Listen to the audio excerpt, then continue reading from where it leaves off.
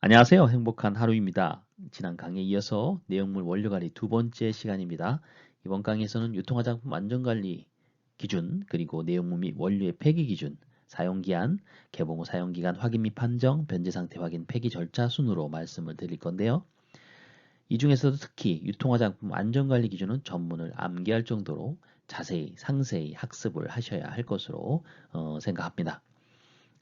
나머지 부분도 관련 법령을 기반으로 해서 간략하게 설명을 드릴 테니까 세부 내용은 각각의 법령 내용을 잘 상세히 살펴보시기를 미리 말씀을 드립니다. 자, 그럼 시작하도록 하겠습니다. 유통화장품 안전관리의 간단한 문제로 시작할까 하는데요. 유통화장품 안전관리 기준에는 화장품에 사용할 수 없는 10가지의 원료들에 대해서 검출 허용 한도를 정하고 있습니다. 이 10가지 중에 한 가지 성분을 골라내는 문제인데요. 화장품을 제조하면서 인위적으로 첨가하진 않았으나 제조 또는 보관 과정 중 포장재로부터 이행되는 등 비의도적으로 유래된 사실이 객관적인 자료로 확인되고 기술적으로 완전한 제거가 불가능한 경우 해당 물질의 검출 허용 한도를 정하고 있습니다. 이때 눈 화장용 제품에서 니켈의 검출 허용 한도는 정답은 35 마이크로그램 퍼 그램 이하입니다. 즉 35 ppm이라는 얘기인데요. 이 성분들에 대한 내용들은 당연히 암기가 필요합니다. 유통화장품 안전관리 기준입니다. 본 내용이 반복되는데요. 그만큼 중요하다는 의미입니다.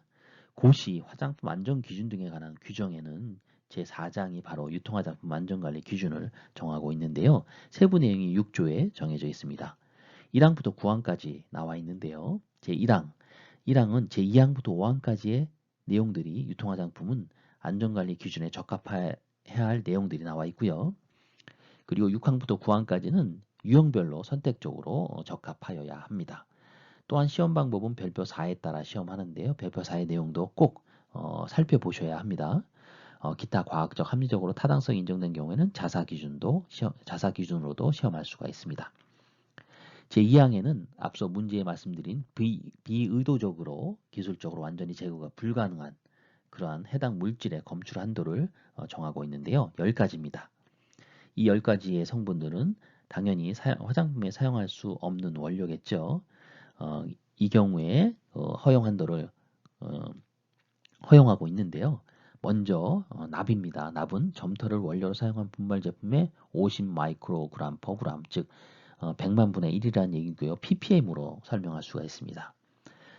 50 ppm 이하고요. 그 밖의 제품은 20 ppm 이하입니다. 니켈은 눈 화장용의 35, 색조의 30, 그 밖의 제품의 10, 비소는 10, 수은은 1이고요. 안티몬은 10, 하드뮴은 5, 디옥산은 100입니다. 100 ppm 이하고요. 메탄올은 볼륨 퍼 볼륨으로 계산을 하고요. 0.2% 이하이고요. 물휴지는 0.002% 이하입니다.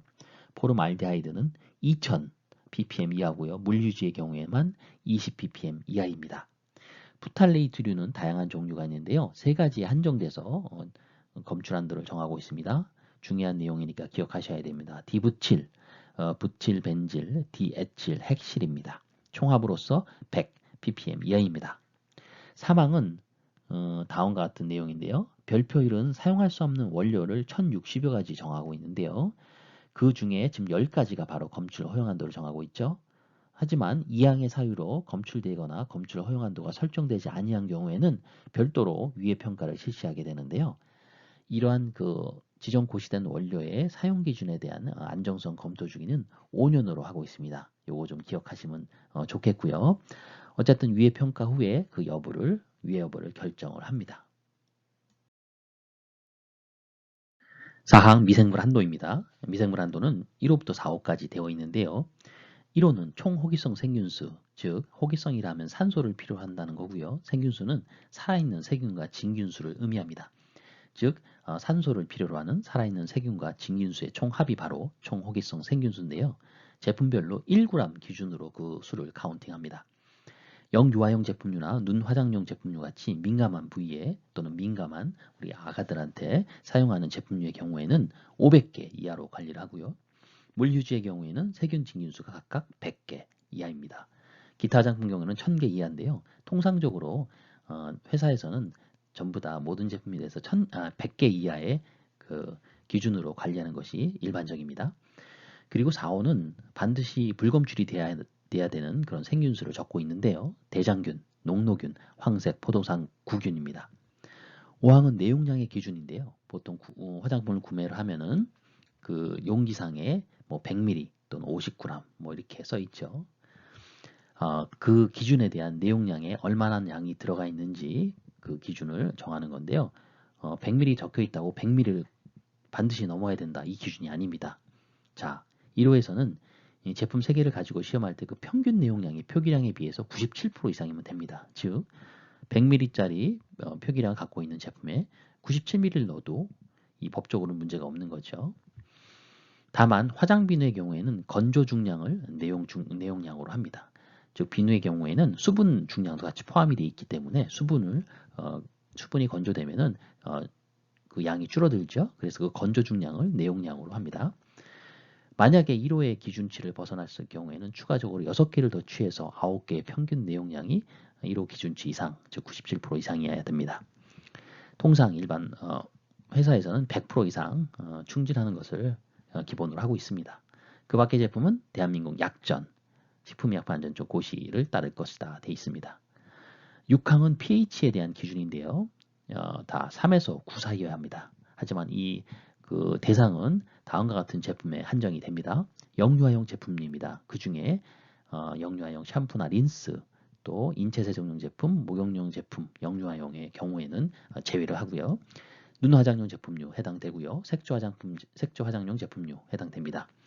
두발용 제품류, 샴푸 린스를 제외합니다. 면도용 제품류, 세이빙 크림, 세이빙 폼을 제외합니다. 기초 화장용 제품류, 그 중에 클렌징 워터, 클렌징 오일, 클렌징 로션, 클렌징 크림 등의 메이크업 리무버 제품은 제외합니다. 근데 이 가중의 제품 중에서도 액이나 로션, 크림 및 이와 유사한 제형의 액상 제품을 그 대상으로 하고 있고요.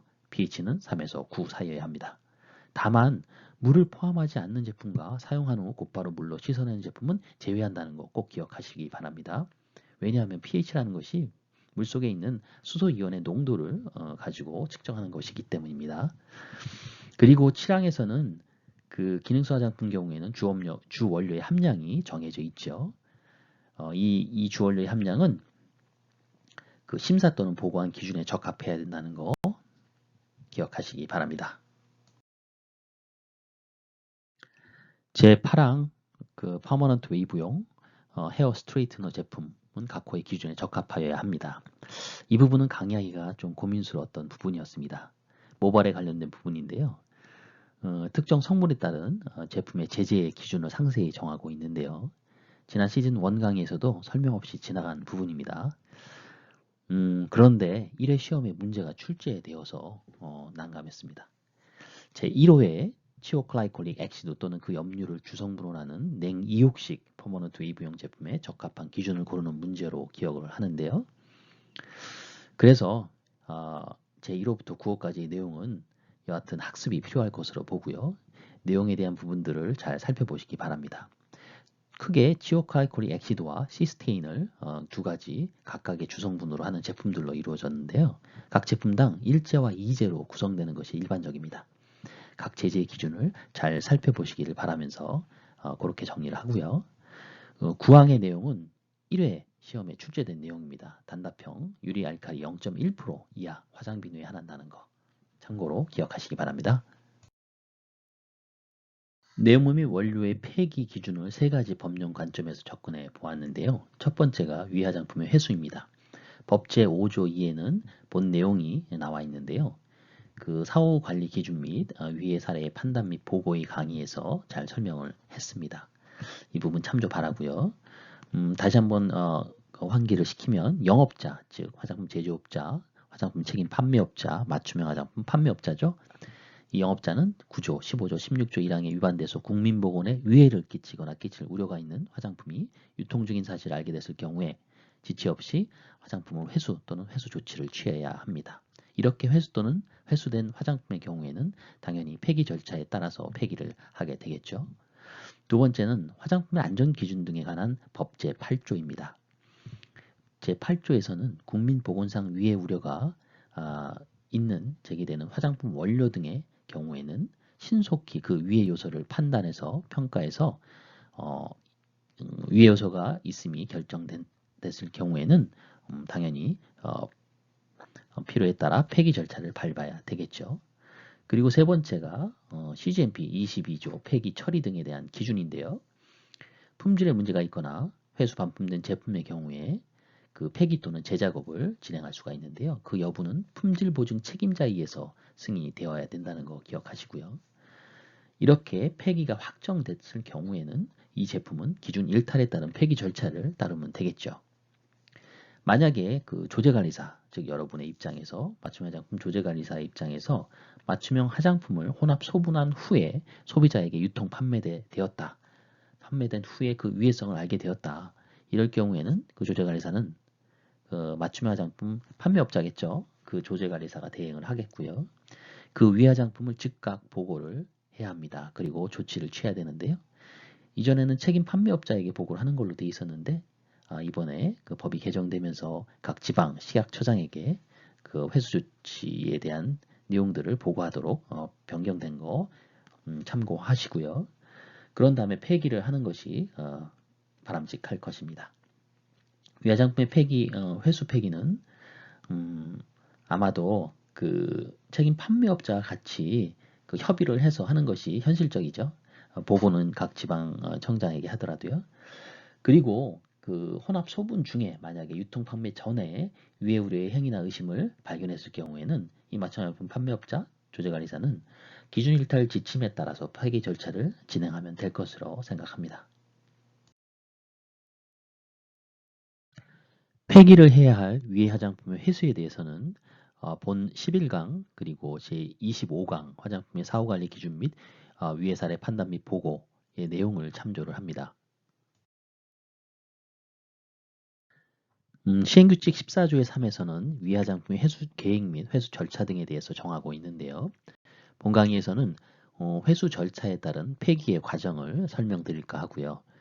본 차트에서는 회수 의무자에 대해서만 설명드리고자 합니다. 회수 의무자는 화장품을 회수하거나 회수하는 데 필요한 조치를 하려는 영업자라고 했죠. 화장품 제조업자, 화장품 책임 판매업자 포함해서 맞춤형 화장품 판매업자도 포함됩니다. 지난 그 법 개정 전에는 그 맞춤형 화장품 판매업자가 회수 의무자에서 제외되어 있었는데요. 개정한 이후에 포함이 되었습니다. 그래서 내용들이 조금 시즌 1에 했던 강의 내용이 좀 달라졌습니다. 이 점 참조 바라고요. 다음 장에서 그 절차에 대해서 한번 간략하게 설명드릴까 합니다. 참 넘어가기 전에 빨간색으로 된 부분들 한번 좀 잠시 살펴보시기 바랍니다. 회수 절차와 폐기 과정을 설명드리도록 하겠습니다. 먼저 회수 필요성이 인지되겠죠. 국민보건위에 발생된 경우입니다. 이 경우는 크게 두 가지가 있을 수 있는데요. 식약처에서 발견이 돼서 그 내용을 영업자에게 통보하는 경우, 그 반대의 경우입니다. 본 내용은 전자의 경우를 전제로 말씀을 드리고자 합니다. 식약처에서는 이러한 내용이 발생 시에 회수 명령 및 회수 사실을 통지를 합니다. 영업자에게 하겠죠. 그러면은 즉시 회수 개시되도록 회수 의무자, 앞서 말한 영업자죠. 화장품 책임 판매업자, 제조업자, 맞춤형 화장품 판매업자입니다. 회수 명령하게 됩니다.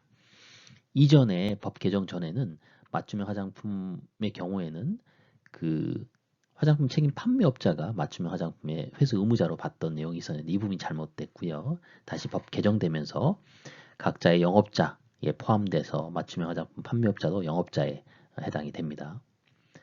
그리고 즉시 판매가 중단이 되죠. 회수 의무자는 회수 명령을 받는 즉시 판매 중단 조치를 취하고요. 화장품 판매자의 경우에는 회수 화장품의 판매, 사용 중지 및 재고 현황 보고를 하게 됩니다.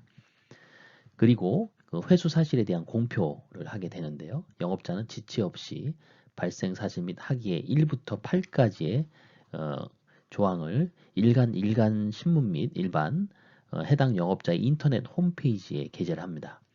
식약처의 인터넷 홈페이지에도 게재를 요청하게 됩니다. 여기서 맞춤 화장품 판매업자 같은 경우에는 화장품 내용물에 대한 화장품 책임 판매업자와 같이 이러한 작업들을 해야 되겠죠. 그 공표에 대한 1항부터 8항까지의 내용도 기억을 해 두시는 게 좋을 거라고 생각합니다. 1부터 8항까지의 내용은 다음과 같습니다. 화장품을 회수한다는 내용의 표제, 제품명, 회수 대상 화장품의 제조번호, 사용기한 또는 개봉 후 사용기간, 회수 사유, 회수 방법, 회수하는 영업자의 명칭, 회수하는 영업자의 전화번호, 주소, 그 밖에 회수에 필요한 사항입니다. 회수 의무자는 회수 계획서를 5일 이내, 즉 회수 대상 화장품임을 안 날로부터 5일 이내에 관할 지방 식약처에 제출을 하죠. 그런 다음에 회수 계획을 판매자에게 통보를 합니다. 판매자는 회수를 진행하고 회수 대상 화장품을 판매 의무자에게 제출한 후에 회수 확인서를 받습니다. 그리고 나서 회수 종료 후 관할 지방 식약처에 회수 종료 신고서를 회수 확인서와 또 평가 보고서, 폐기한 경우에는 폐기 확인서 사본과 함께 신고를 하게 됩니다. 신고한 이후에 관할 공무원 입회 하에 환경법령에 의거해서 폐기가 진행이 되고 종료가 됩니다. 두 번째, 국민보건상 위해 우려가 제기되는 화장품 원료의 경우인데요. 위해 요소를 신속히 평가하여 위해 여부를 결정해야 합니다. 그 위해 평가는 그 시행규칙 제17조에 나와 있는 그 평가 방법에 따라서 실시를 하고요.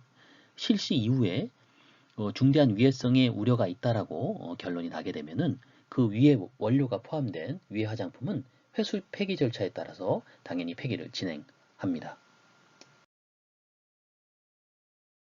회수 반품된 제품의 폐기 여부는 품질 보증 책임자에 의해서 승인되어야 한다는 점을 상기시키면서 그 기준 일탈 제품의 처리 절차는 다음 장에서 설명드리도록 하겠습니다.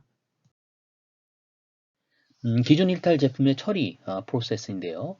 이미 앞서서 설비 및 기구 관리에서 말씀을 드렸죠.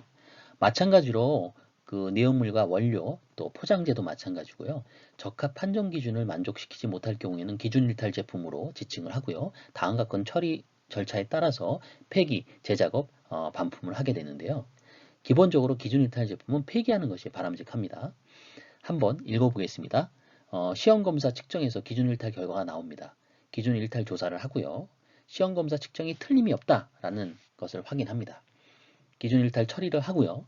기준 일탈 제품의 불합격 라벨을 첨부하게 됩니다. 격리 보관한 후에 폐기 처분, 재작업, 반품의 처리를 진행합니다.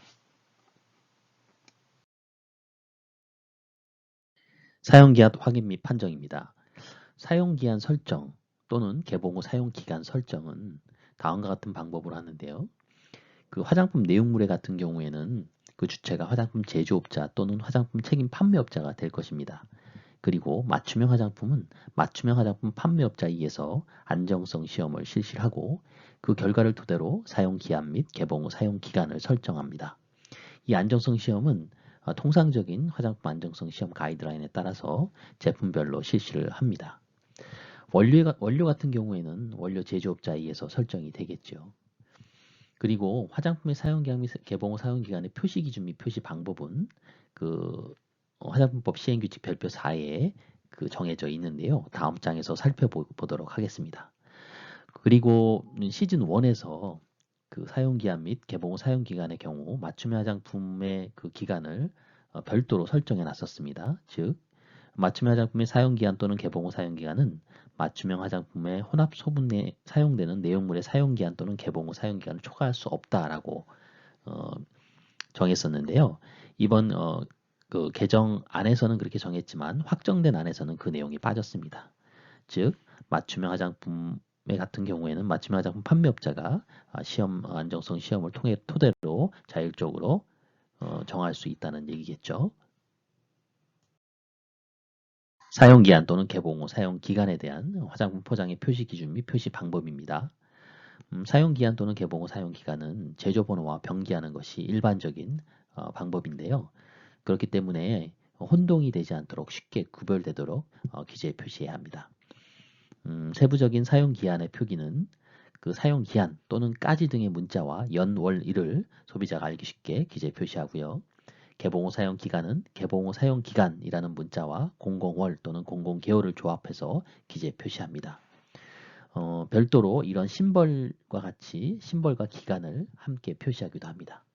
아래 그림에서처럼 심벌에 12M이라고 되어 있으면 개봉 후 사용 기간이 12개월이라는 의미죠. 변질 상태 확인입니다. 내용물 및 원료의 품질 규격서를 근거로 해서 최적의 정상 제품의 품질 규격을 먼저 확인을 합니다. 일반적으로 품질 규격서에는 성상이라든지 외관, pH, 비중 등등의 내용들이 포함되어 있죠. 그런데 보관 조건이나 어떤 외부 요인들, 온도 변화나 직사, 광선, 이물질, 미생물 등의 오염 등으로 변질이 의심되는 경우가 발생될 수가 있는데요. 그럴 경우에는 다음과 같은 방법으로 표준품과 비교, 확인, 판단할 수 있을 거라 생각합니다. 첫 번째는 후각적인 방법인데요. 화장품은 고유의 향이 있죠. 이런 고유의 향들이 변질이 된 화장품으로 변했을 때는 아주 이상한 냄새가 날 수가 있습니다. 신맛이라든지 암모니아 향기, 또 매콤한 맛 이런 등의 냄새들이 날 수 있는데 이럴 경우에는 변질의 의심으로써 확인할 수가 있겠죠. 또 색상 변화 판단입니다. 자외선 등의 그 외부 빛에 의해서 그 색소들이 변화가 될 수가 있는데요. 또 이런 색상들이 변화가 될 수 있고요. 또 미생물 등의 그 오염에 의해서도 종종 반점들이라든지 노랗고 검게 변하는 현상을 볼 수가 있습니다. 세 번째는 외관 상태의 변화인데요. 변질된 크림은 텍스처가 굉장히 물러지거나 또 수분 같은 것이 흘러 넘치는 경우가 발생될 수가 있습니다. 일반적으로 유상성분들, 단백질이나 전분류, 지방류 이러한 것들이 과도하게 번식하는 미생물에 의해서 분해가 돼서 이런 외관의 변화를 가져올 수 있기 때문이죠. 마지막으로 사용감 차이인데요. 정상적인 화장품의 경우에는 당연히 그 아주 매끄럽고 아주 편안한 그런 사용감을 갖고 있죠. 일반적으로. 하지만 변질됐을 경우에는 결정이 석출된다거나 또는 다른 형태의 변화에 의해서 사용성이 굉장히 안 좋게 변할 수가 있습니다.